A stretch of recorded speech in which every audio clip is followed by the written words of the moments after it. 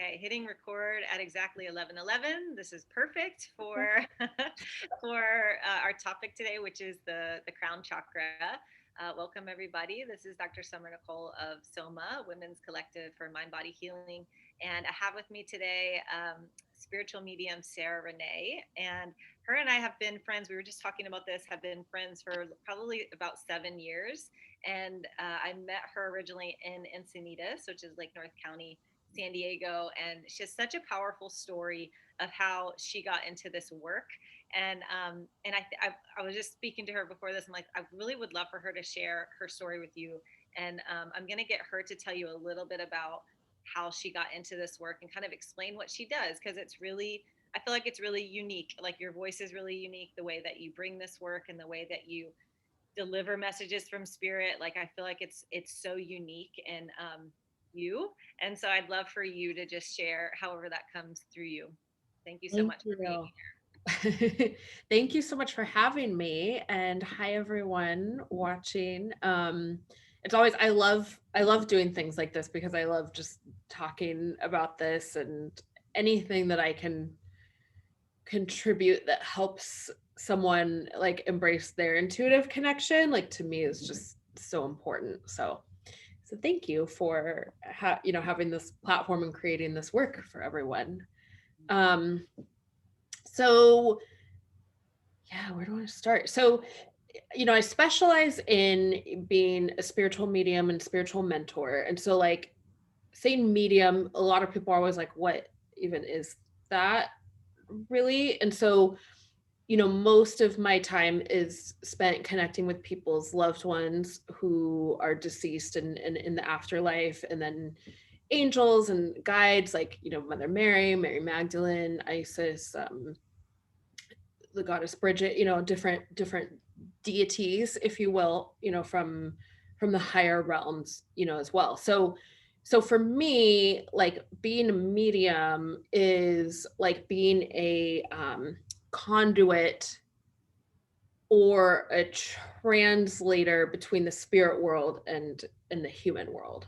And I really feel like where that how that's coming through, like in regards to like the crown chakra, is I feel like for all of us, regardless of like ability, like level of ability, if it's your profession or if it's just personal like use, like I feel like that's like what the crown chakra is. Like I feel like the crown chakra is our medium. It's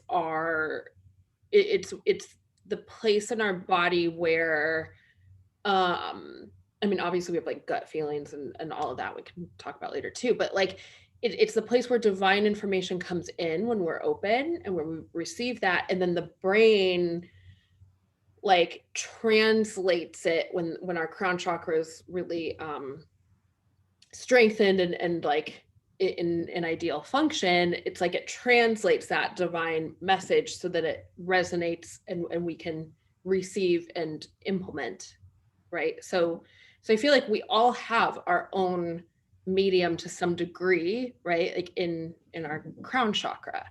So it's just a little, it like just came through and I was like, oh, that's a really cool way of looking at it. I've literally never never described it like that ever before, but that was it felt perfect. So, you know, how I how I got into this work was through a lot of resistance. So when I talk about like in my story, I when I was little, I definitely had like every medium talks about like the experience with seeing, for me it was really terrifying. Like I wasn't seeing just all family members or like loving spirits walking around. I was seeing like really dark entities, and so I was afraid a lot as a child. And then my grandmother passed away when I was 5, and she passed in the middle of the night from cancer. And I made my mom, she always tells this story, like I forced her, like I threw the biggest fit. I made her take me to the hospital because I was like, grandma's not going to leave until I go say goodbye. And my mom couldn't even, she was so traumatized. I mean, my poor mother. Now I like, now that it registers, I'm like, I can't, I feel so bad. But she couldn't even, like, it was so traumatizing for her to even see her mom laying there, deceased. But I just walked in and sat down on the hospital bed, and I was like talking to her as if she was sitting up, even though her body was lying down. And I think they were just like, kids will be kids. Like they just process, that's like kind of what was the thought of it. But then I just got up, and I remember having this conversation with my grandmother, and she was like, you know, I'm still going to be able to watch over you. I'm still going to be really close with you. It's just my time to go. And I was like, oh, you can still hang out with me. Cool. So like I got up off, of course I like missed her, but I got up off the hospital bed, and I was like, okay, we can go home now. Like grandma's good. We're good. And so that was kind of like the clearest, like earliest positive experience with my abilities, you know, that I had. And then, you know, like most people, I started to grow out of them as my mind, you know, and I think somebody brought up, like we were talking about like disassociation. It like, I feel like the mind kind of disassociates from that intuition, like putting it in the category of just imagination or pretend. And so I started to just kind of view all of those things about me as weird or pretend, or, you know, and because they didn't fit in the rational logical side. But I still continued to have really strange insights, well, that felt strange at the time. Now they're normal, but you know, being in middle school and high school, and like, you know, things like I'd touch someone, or I'd give someone a hug, a friend, and I'd see flashes of things that they'd been through, and or I'd know certain things, or you know, and I just thought it was weird. And so I didn't really tell people because I felt like I shouldn't know this. Like it felt very it felt strange. I guess not, it at first it felt natural. Once I realized that other people didn't know those things, then I created the story that it was weird, and nobody could know this about me. Otherwise it would freak them out. So to turn that off, like I started drinking, you know, I started drinking at age 12, smoking pot. I basically, like if I was just stoned, I thought I was sober. That's, you know, just to know like that how heavy my drug use and alcohol use got. Um, and and it would still like come through in bits and pieces, but it was a lot more tolerable for me to be loaded. And then if like I said something, I could just blame it on the drugs and alcohol, and it wouldn't be that I was weird. So so that was really my coping mechanism and my way to check out. And when I was 18, 19, I quit drinking the first time, and I went to another medium, and she was the first person who said, you have mediumship abilities, like that's where this is coming from, da, da, da. And she kind of explained, and she explained like what I could potentially develop my abilities to do, and like how I could use them to help people.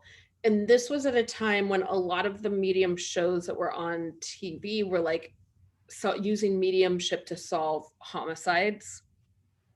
And I think because of my time in the drug world, I was very fascinated. I was like going to school for criminal justice. You know, I was very fascinated with crime and helping people and all of that. And so I like dove right in. I was like, I want to solve murders.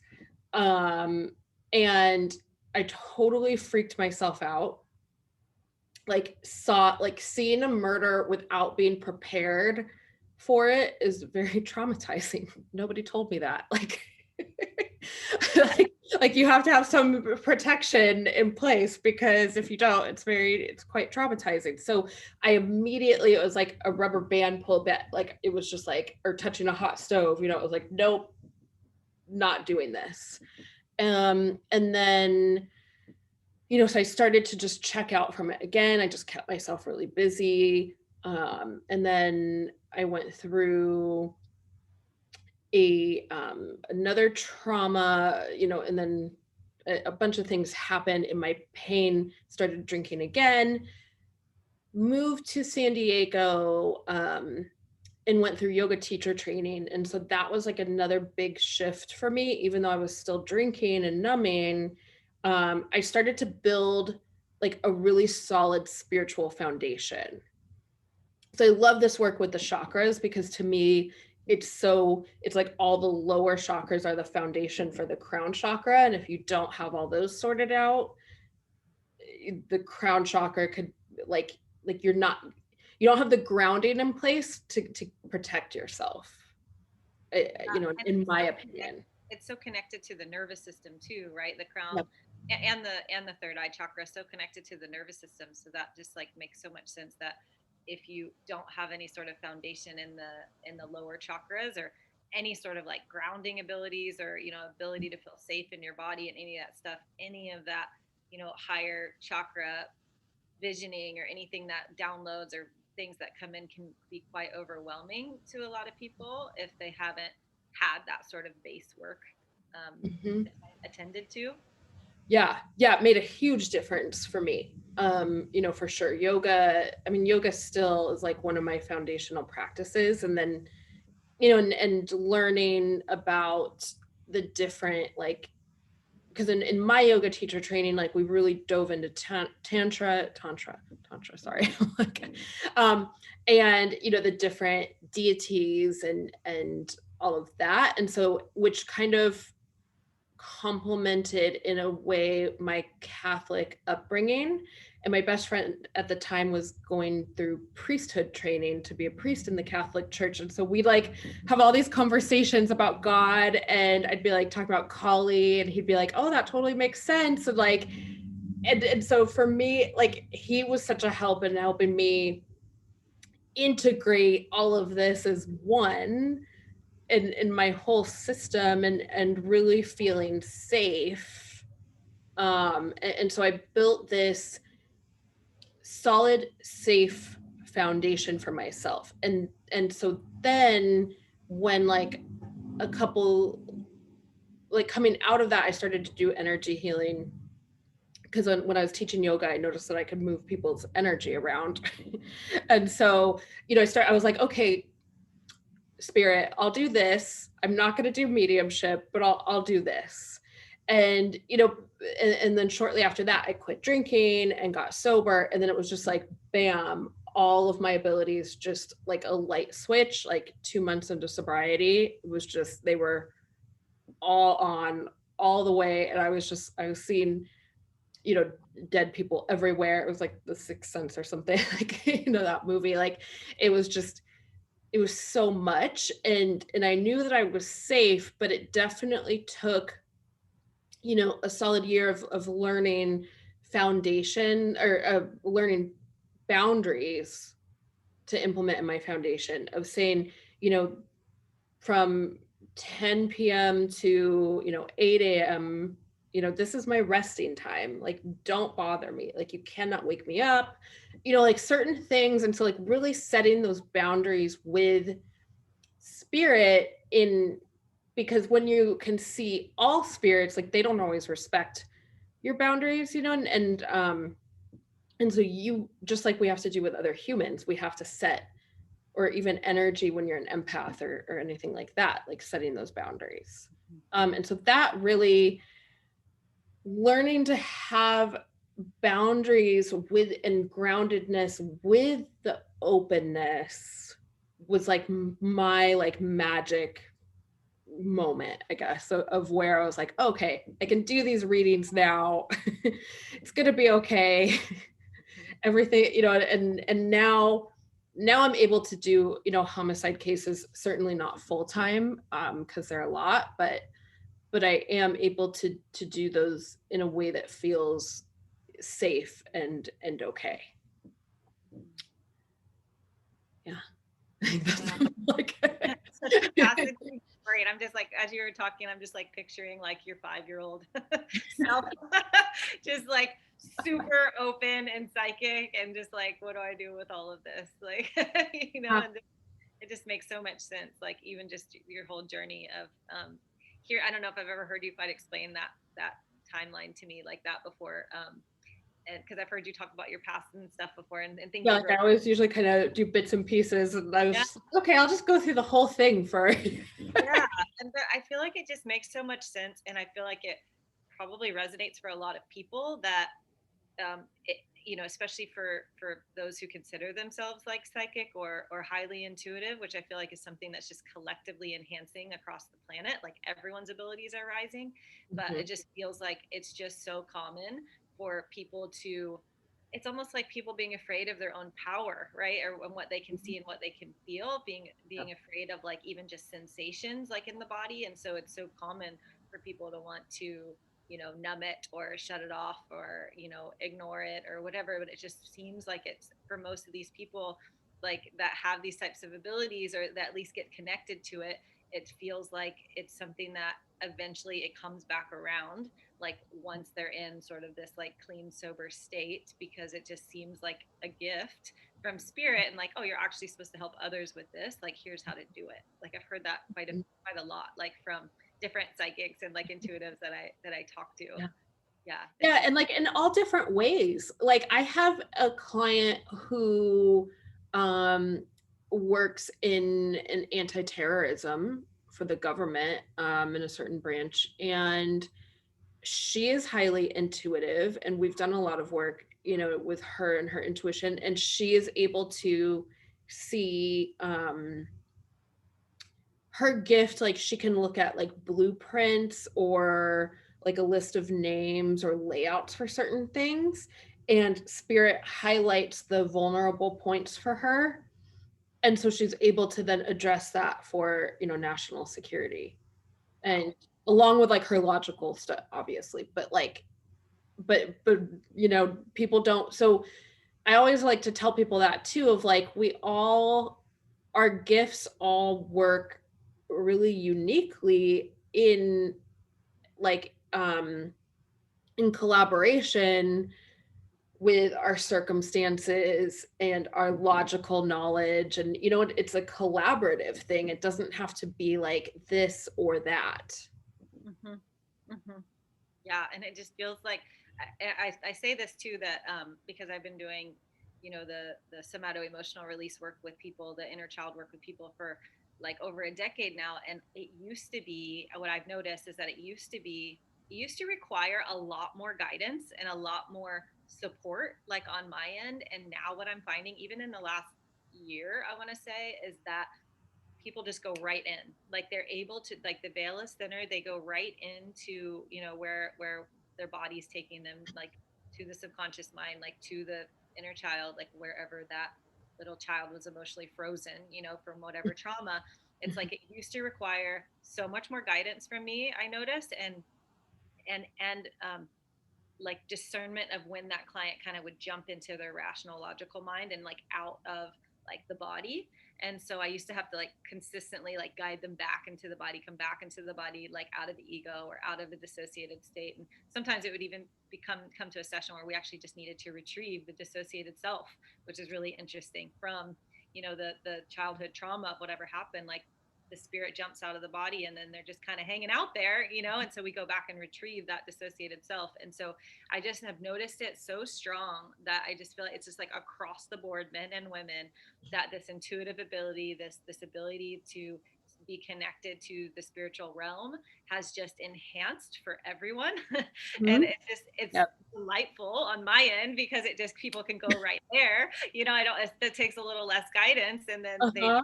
identify what they're feeling. They have an easier time staying in their body or realizing when they're out of the body. And then they're the way that they receive intuitive information, or the way that they connect to spirit, is a lot quicker than it used to be. Do you find the same with your work? Mhm. Absolutely. Like it's definitely getting like quicker. And I feel like maybe I know scientists are saying like the earth, like the actual like frequency measured from the planet is faster than it's ever Mhm. been, and like higher, and so like, and then more people on the planet are meditating and doing spiritual work than ever before. So I feel like between the planet and humanity, like we are raising the vibration, which um you know, I feel like a lot of people think like, oh, you have a high vibration because you're happy all the time. And like, really, I don't see it that it has anything to do with No. happy God. You know, I mean, you know Yeah. this obviously because of your work, but like, but what it does is it helps us connect with the higher level like spirit, you know, with the, because the afterlife even, you know, is such a high vibration, you know, so it's helping us connect, I think, quicker, you know, and everyone easier and much more, which will feel really intense for some people, but Yeah, especially the ones that haven't had any foundational Mhm. grounding, lower chakra work, trauma work, like any of that stuff, which just like most of it sits like in those lower chakras. And I like the way you just said that though, just like collectively everyone's meditating more, doing more spiritual work. So it's, that makes sense that people that maybe hadn't been into this work or just got into it, like they can actually tap into a frequency of the collective consciousness that is consistently raising their vibration. Mhm. Yeah, Yeah, like they don't even know. yeah, and they have no idea The why or first thing them are like, what the heck is happening? Like, but I have like about a handful of questions, like from some of the women in Soma that I'd love to ask you. So awesome. the first one, I think this would be a good one to start with, is just what do you feel blocks this connection for most people?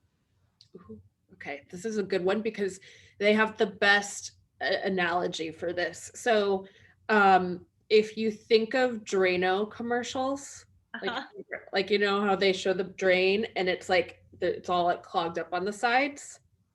So spirits, like if that drain is like your connection from your crown chakra to spirit, the things that clog it up are like resentment, um and I say resentment like to make the distinction, not just anger, because it's not that anger is like, we don't want to say anything's bad, it's more of like when the anger sits and marinates and like attaches to the wall of that divine channel, you know, and turns into this like resentment, old trauma, unresolved trauma, um substance abuse, even just attachments to like this should be this way, you know, or you know, really like limited viewpoints, and then gunk that we like, other people's energy that we take on, anything from the collective that we're taking on, like all of that is like our gunk and our drain. And so that's why having a daily practice, like similar to in 12 step, they call it like taking your inventory every day, but like anything where you're just like checking in with yourself and asking like, okay, was I angry today? Was I hurt today? You know, like, was I really good? And just so you can like consistently empty out anything that's bothering you, like that really keeps that channel clear. Doing the trauma work, doing like addressing the things, because it's really when we don't look at stuff that it blocks it and causes that disassociation, or when we're like highly like, that's why like it's always hard to like read yourself, right, or to read somebody really close to you if you have an opinion about something that they should be doing. You know, like, because that's going to like filter the information. And so um my mantra before every reading that I do is, please make me a clear and perfect channel of God. And I really, and then I visualize like light coming in and unclogging that drain, just like the Drano in the commercial. That's an analogy. Yeah, like it's so clear. So I really like that for people, because you can see how it can build up, and then obviously the information is like trying to like leak in, but it's like it can't come in all the way. Yeah, and what I was really getting as you were speaking is that kind of mirroring effect, that like how they say like the different chakras marinate, right? Or excuse me, mirror others, and so how much that crown and root chakra actually are so connected, because so much of our trauma is like in the root chakra, right? Mhm. Yeah. Yeah. Yeah, and it does. It really shows up that like you can't, yeah, if you're blocked down here. Mhm. And it makes sense, because it always says that like anything you read about, like if the crown chakra is blocked or let's say unbalanced, it's like there's this like closed mindedness that happens with people. And I find the same if if someone has a lot of unresolved trauma, is Mhm. that, it's just like because they can only see things one way, because they're still Mhm. kind of like stuck in a trauma response a lot of the time. So I just Mhm. find that really interesting, how you just brought up, yeah, the trauma work so important, just to even to open up the higher chakras. Mhm. Yeah, because it's like if you think about if you're checking out of your body because some trauma happened and so like it's hard for you to be in your body, it's going to be like there's going to be this build up of even if it's like stories or so like energy that's trying to protect you, Yeah. but that's still going to filter that out. And so yeah, so really doing the trauma work, it helps, it makes a huge difference. Yeah. Yeah, totally. Okay, so the next question is, um, how does one know that the crown chakra needs more opening? Okay.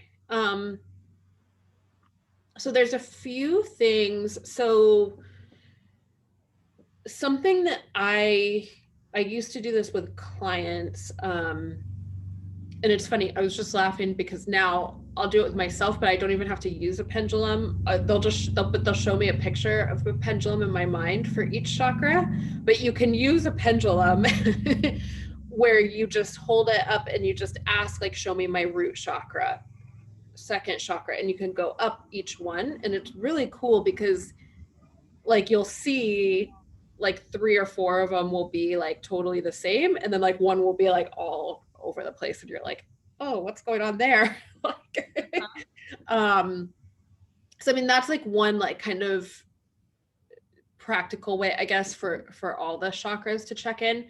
I really would say with your crown chakra, it's mostly like how connected do you feel?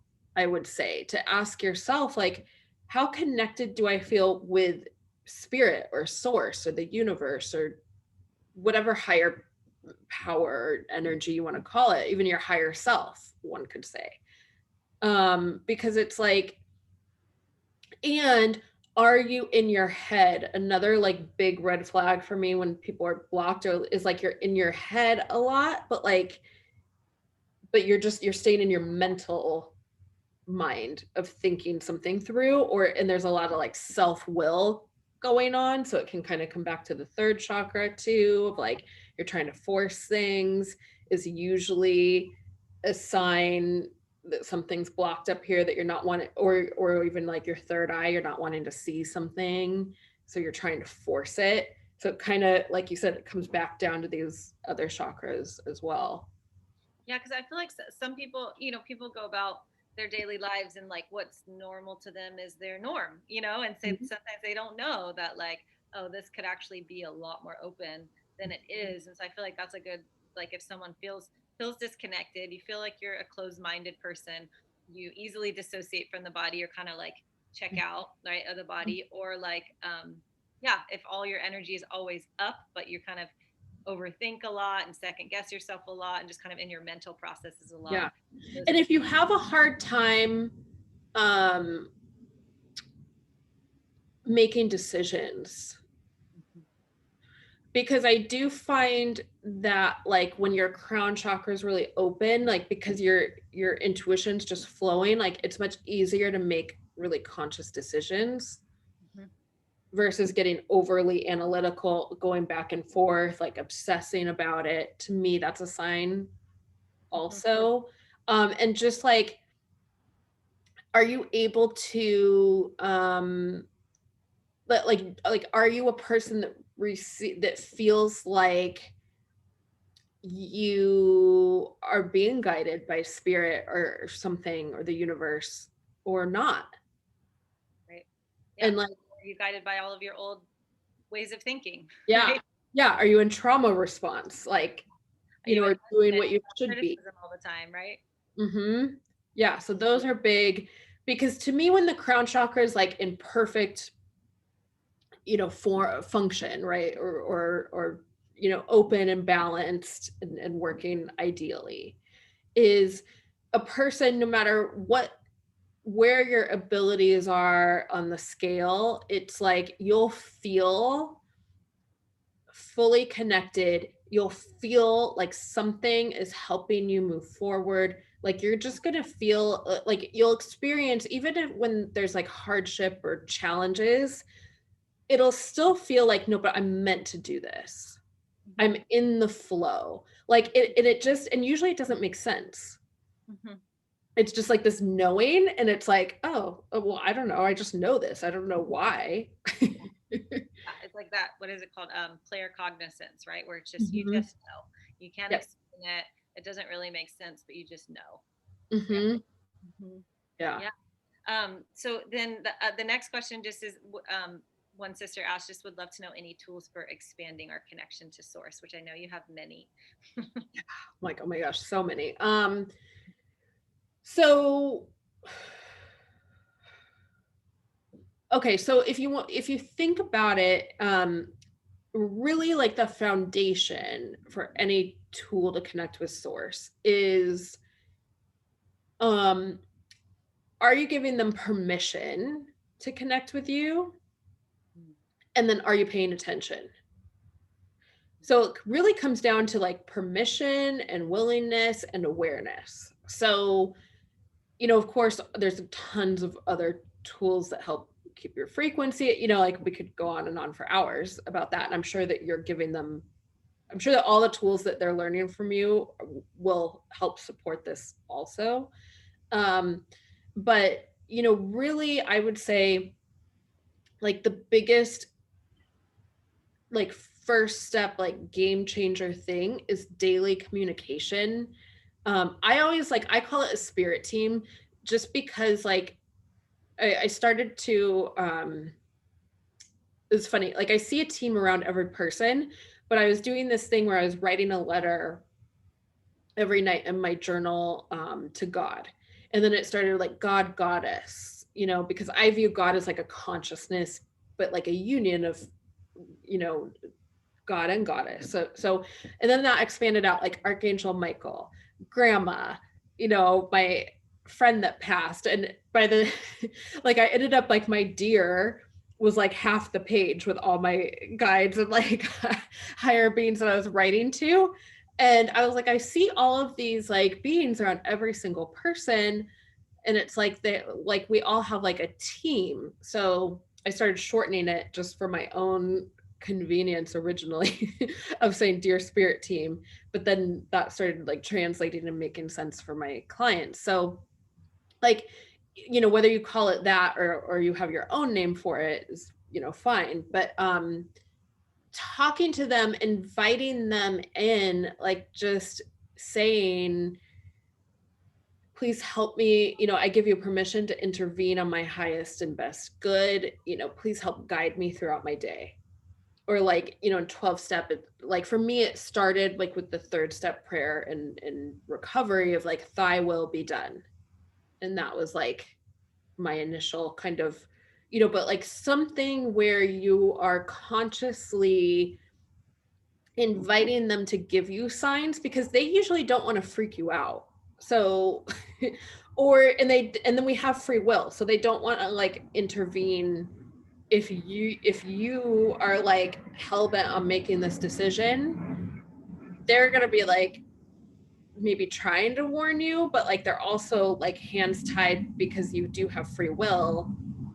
So it's like maybe it's a lesson that somebody needs to learn. So giving them permission, I always advise my clients to do it in the morning, just because it's a good way to start your day. And then paying attention. And so if you're not someone who normally like pays attention to signs, like something really helpful is to just set a reminder on your phone, like for every couple hours, to just and say like, are you getting any signs, or what signs, like write it in the reminder, like what signs is, you know, the universe sending you or spirit sending you, just to train your brain to start paying attention. And then you can ask too, like if you, like you started the video at 11:11 your time, it was 1:11 my time.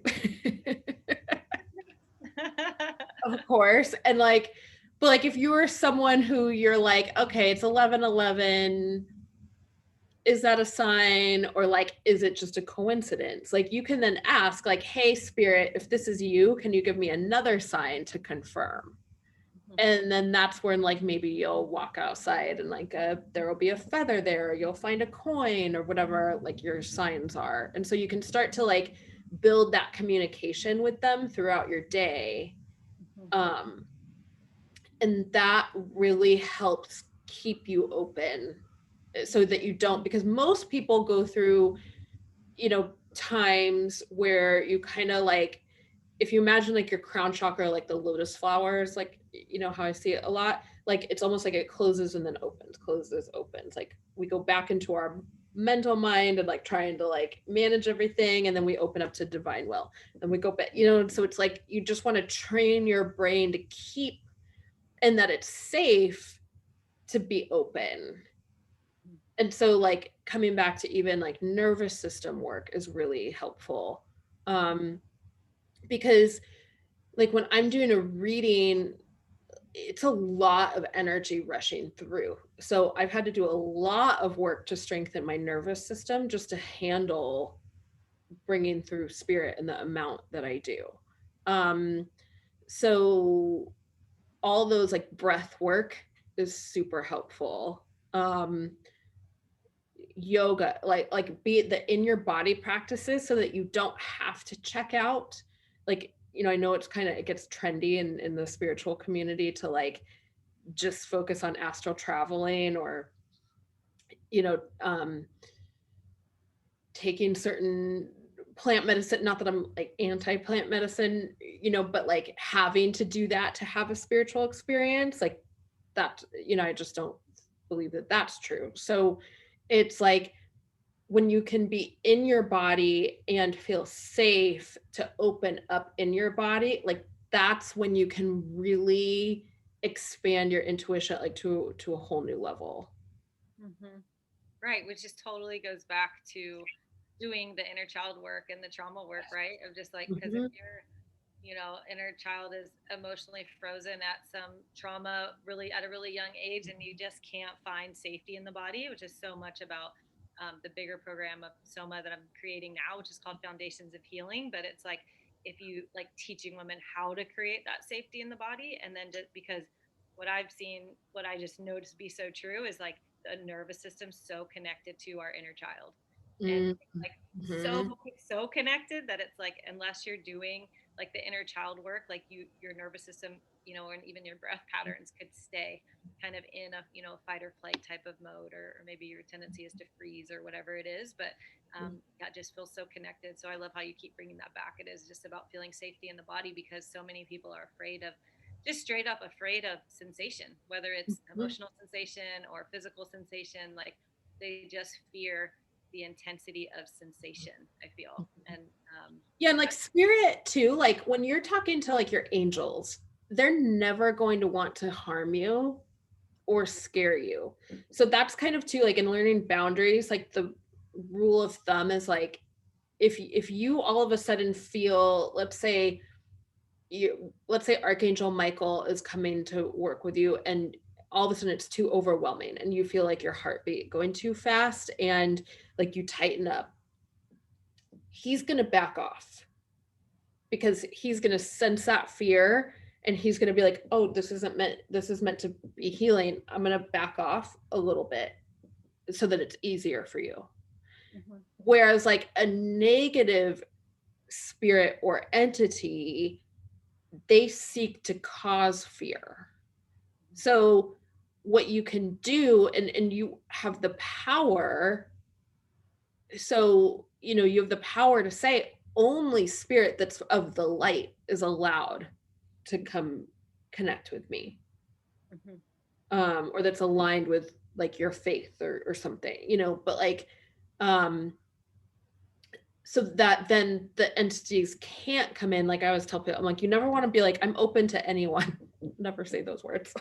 Like, always put some type of boundary or standard on it of like the light or God or source or, you know, just something that goes along with what you believe Right. in. Or beings, I've heard it also said like, only beings that love me unconditionally are welcome, Mm-hmm. or that Yeah. match the frequency of unconditional love or something like that. Like, yeah, Yeah.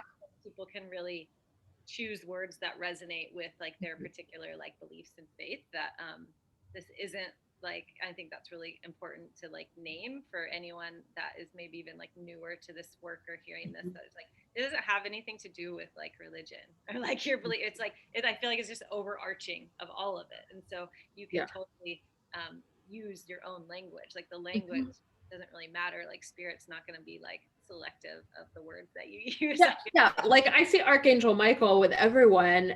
I mean, you know, or like he comes through with all sorts of people. I mean, even atheists, like he doesn't care. Yeah, exactly.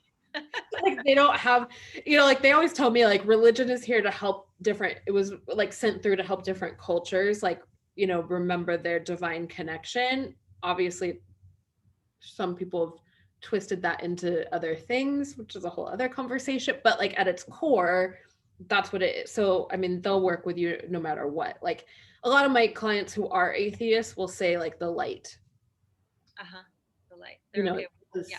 yeah, like that's something that they, you know, or like universal consciousness, Hmm. Yeah. like that's, you know, so, but yeah, whatever it is for you, but just having some, you know, or even if you have like a grandparent and you're like, I don't know if I believe in God or the light or whatever, but I know that like grandma's over there watching me, you can be like, you know, anybody, like only spirit can come through to me if my grandma says it's safe. Uh-huh. Like you can pick that, like somebody that you trust, like that Yeah. too. I think it's important, really. I love what you're saying, is I think it's important to instill people with this like knowledge that like we're so powerful and what we can call in and call on and bring Mhm. through. I think a lot of people were just not taught how to do it. So I feel like it's a really good conversation just to bring like to people to Mhm. listen, like, do you actually know how powerful you are? I actually just did a post on this earlier because it's like Mhm. the brain actually doesn't know whether if it's something that's actually happening, you're experiencing, or if you're visualizing or imagining it. Like the same neurosynapses happen in the brain. Mhm. And so it's like when you really take that in, it's like you're so powerful. Think about how powerful you actually are. You know, if you can sit here, it's like all the Joe Dispenza work, you know, and stuff. You can sit here and visualize, um, and imagine something, then the body's going to take it as it's happening. Yeah. Well, it's like when I do readings, I feel how I read is I feel spirit. I feel their experiences as if from their perspective. So when I experience their death, like I just before this brought through somebody, you know, who had a, what did he die of? He had a heart attack, but it was like I felt like 1,000,000 pounds weight on my heart, like pain in my back. I couldn't like see clearly. My head was hurt, like, and I feel it all. So even though like they're just showing me my crown chakra, like I feel it through my entire body, and then it like backs off a little bit, and I can talk. Like, but like, but it's so I've had to build up and do all that trauma work because like I mean, I've done torture cases. So like it's definitely trauma. So I've had to face all my own trauma to feel safe to experience certain things. And I think that that's something though, like you said, like people don't, I feel like with spiritual connection, like people think that it's just going to like take them over, and it's no, like you get to feel safe like you deserve to feel safe and to cultivate safety and resilience and power and be in your power. And it's not about like spirit's here to collaborate with you. They're not going to take you over. It's not disassociation. Like it's it's very, you're involved. Yeah, it can be a very embodied experience. Yep. Yeah, that's beautifully put. Beautifully put. And then the last one, a sister asked, she said, "What's a daily practice, or sorry, what's a daily meditation practice or mantra to keep the crown chakra open to divine source?" So something that I do that is still one of my favorite practices ever, is a visualization of inhaling like a golden white light in through the crown chakra. And I inhale, pause in the heart, exhale out of my feet into the earth, inhale back up, pause, exhale up. And I go back and forth to clear out all the chakras, my body, my energy body, everything. And to really, what I find is it helps ground me and it also opens me up. Mm-hmm. And so I'm receiving that divine energy in through the crown chakra. So obviously the crown chakra has to be open, for that. And I'm bringing it in and grounding. So I'm not like too much up here. So that's something that's really helpful, even just a few rounds. Like you don't have to, I mean, you can do it for like 30 minutes if that's your, if you're one of those people that love that, but like you can also do it for 2 minutes and still, get a really good impact of that. I use that one a lot. Yeah. Yeah. And then just like, even so tuning in, I really like to customize mantras versus giving like one kind of blanket one, right? Like so my suggestion is like to feel into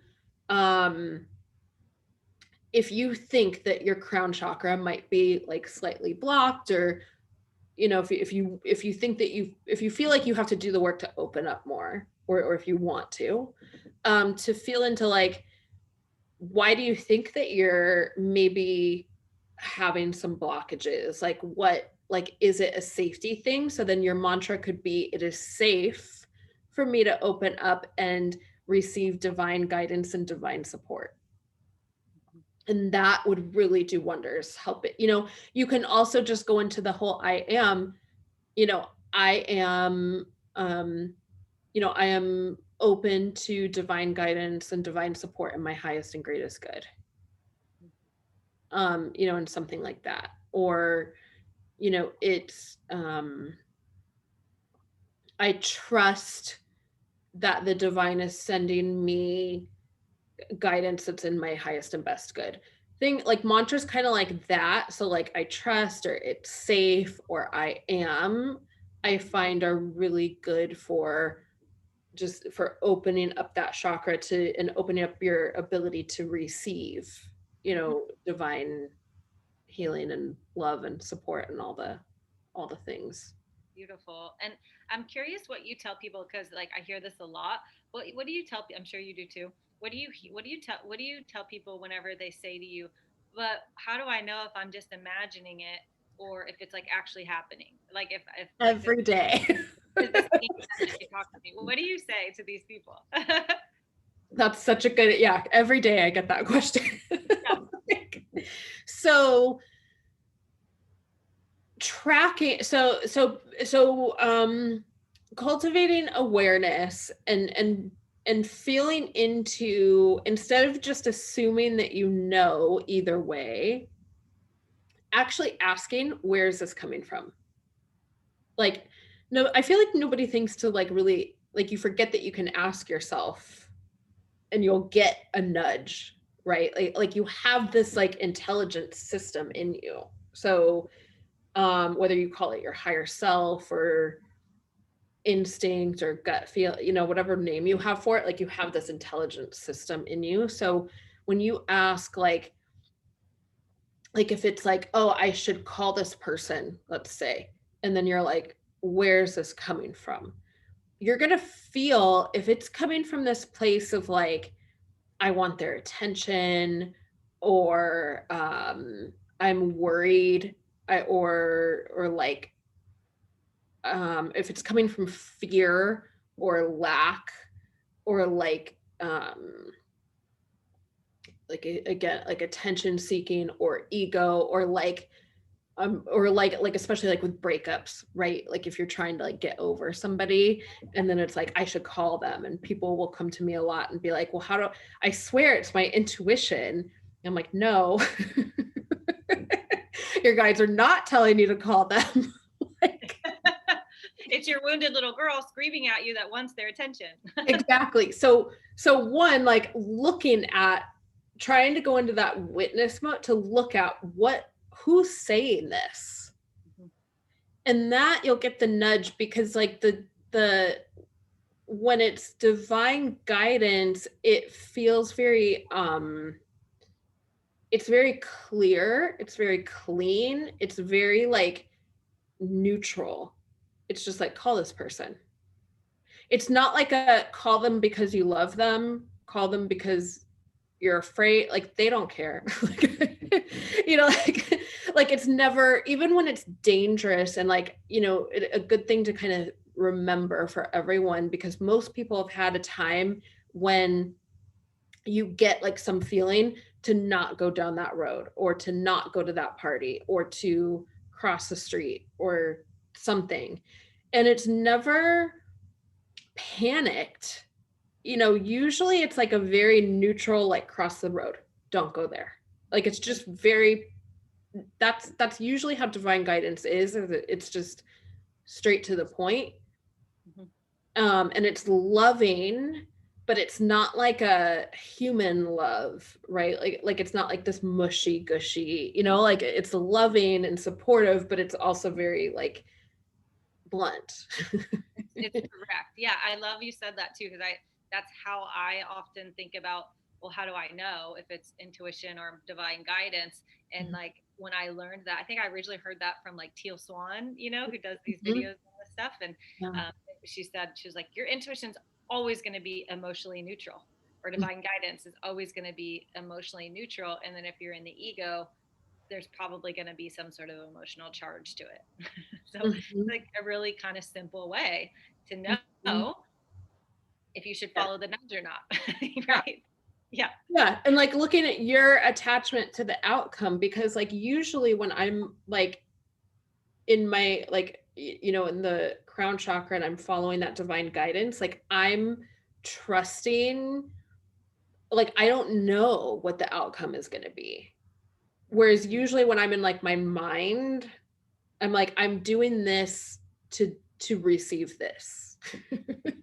Or, you know, because of this, like I have this like attachment to like, I'm doing this because I want it to go this way. You know, and like spirit doesn't really they're like, just do the thing. Yeah. We promise it'll work out for you, but like I never know, is it going to work out right then, or is it going to work out way down the road? Like, you know, you never know. So Yeah, that's beautiful. So I want to respect your time and watching the time, and I know you have to go.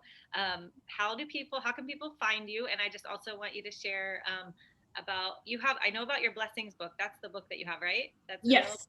Yeah. So just how can people find you and your beautiful blessings book?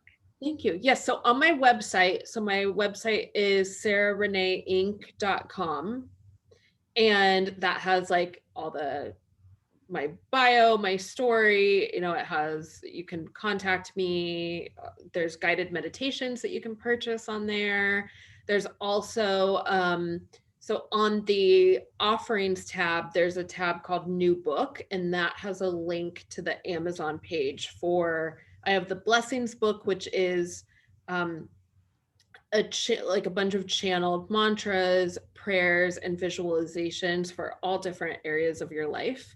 And then there's a blessings workbook also that can kind of work in partnership with that. That's from different workshops that I had done over over the years, like of practices that really got clients like really, you know, beautiful results. So I put them all in theirs in like a workbook fashion. And then like the back half of it is a gratitude list, you know, that's kind of customized. So yeah. Awesome. Yeah, awesome. I just want to say thank you for pushing past all of your resistance that you had, like coming into this field, because I know you're such a blessing and guide for so many, and just really appreciate you and your work and presence. So thank you so much for being on here and sharing your wisdom with us. I really appreciate you and I love you. Thank you. Thank you so much. I appreciate you. Yeah. Okay. Yeah. So you guys know where to find her. And with that, have a beautiful day and aloha.